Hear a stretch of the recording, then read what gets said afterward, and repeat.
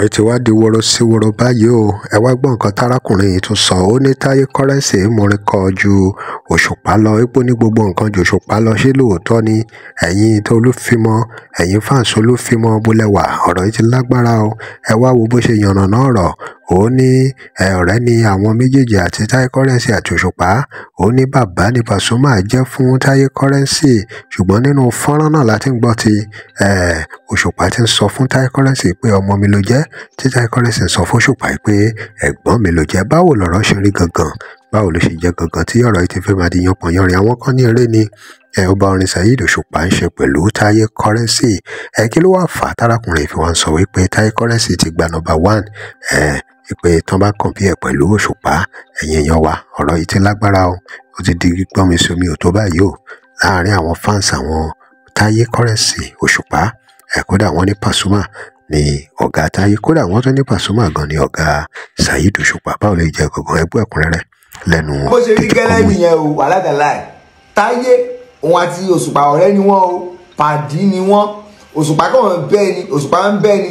Táyé òun lọ̀rẹ́ Òṣùpá, Táyé òun lọmọṣẹ́ Pàṣọ lọ̀gá Òṣùpá. Gbogbo ẹni tẹ́ ń sọ̀rọ̀ yàmàyàmá ní comment section ẹ ti yá wèrè ní brain lọ́pọlọ. Táyé lówó Òṣùpá lọ, Táyé mórí kọ Òṣùpá lọ, Táyé ní fáǹsì Òṣùpá lọ. Kò sí nǹkan tí Táyé ò ní ju Òṣùpá lọ. Táyé rẹ̀ ti gba number 1. Ẹ jẹ́ kí n sọ ọkọ̀ fún yín. Ẹ gbàgbé pé bóyá ọ̀fà pé bọ́ sì dọpẹ́ ní industry. O lè ṣáájú mi dé industry kí n ṣáájú ẹ̀ lọ́gà. Ó ti yé yín, Òṣùpá àti Táyé wọn jọ wà ní ọ̀rẹ́ láwọn méjèèjì. So tẹ́ bá ti ń sọ̀rọ̀ ọ̀gá ẹ máa yin Pàṣọ lọ́gá Òṣùpá, Pàṣọ òun lọ́gá Táyé Currency. Ó ti yé yín, Wàsíù K1 òun ni bàbá gbogbo wọn. Ó ti yé yín, ẹ jẹ́ kó ní máa pé.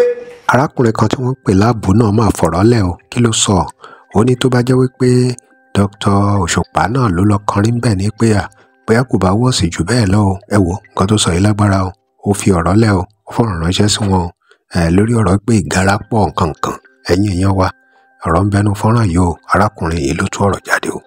Ẹ gbọ́ ẹ̀kúnrẹ́rẹ́ lẹ́nu ẹ̀. Dr. Saheed Òṣùpá, kí ló dé? Ẹ fi ìgárá lẹ̀, ìgárá yìí pọ̀. Ẹni sínlé gbogbo ohun tó ṣẹlẹ̀ lẹ gbọ́. Tẹ bá wà nílé iṣẹ́ fẹ́ ṣe jà àwọn tó kù lọ. Yes, a mọ̀ pé mo ní kọ àgbà pé èdè wà lẹ́nu yín, ọpọlọ yín dẹ̀ pé bí orin kíkọ. But ìgárá Olúfimọ yìí ti ń pọ̀ jù. Ó ti ń pọ̀ jù. Ẹ mọ̀ pé tí Ọlọ́run bá fẹ́ pọ́n lágbájá lé ni ò ní sí ń bẹ̀. Ọlọ́run fẹ́ mọ̀ ọmọ pọ́n lé náà. Ká ní lágbájá wà ń bẹ̀ ni kò bá má rí bẹ́ẹ̀. Bóyá tó bá wà ń bẹ̀ ó máa wọ́ọ̀sì jù bẹ́ẹ̀ lọ. Ṣùgbọ́n kọ́ náà fi yọ ẹnu àbùkù kúrò lọ́wọ́ ara lágbájá ni ò fi ní sí ń bẹ̀. Ẹ wá lẹ ti dé ní ìsìn kí lẹ dé?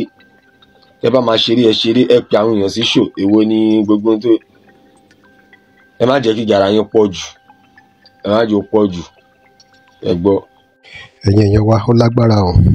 Lẹ́yìn ìgbà táwọn èèyàn gbọ́ bí arákùnrin yìí bó ṣe ń fọ̀rọ̀ ránṣẹ́ sí Saheed Òṣùpá pé kó fi ìgárá lẹ̀, ni àwọn èèyàn ti bẹ̀rẹ̀ sí fi òkun ọ̀rọ̀ tó lágbára tó ti bẹ̀rẹ̀ sí sọ sí. Ìyọ́nú Olúwa ní ò ní làákàyè rárá. Ọláwálé Furniture ní èwo nínú yín ló fún ọmọdé yìí nígbòmù.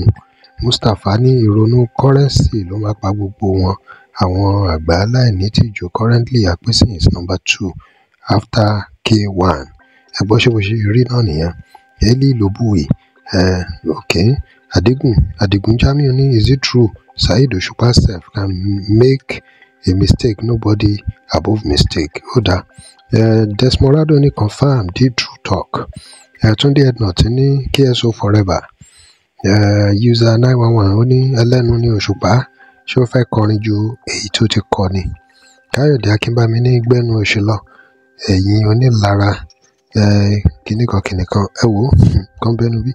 Mafia yìí ó ní Olúfimọ ni wọ́n ṣe ẹnu yọ̀bọ̀yọ̀bọ̀ sí.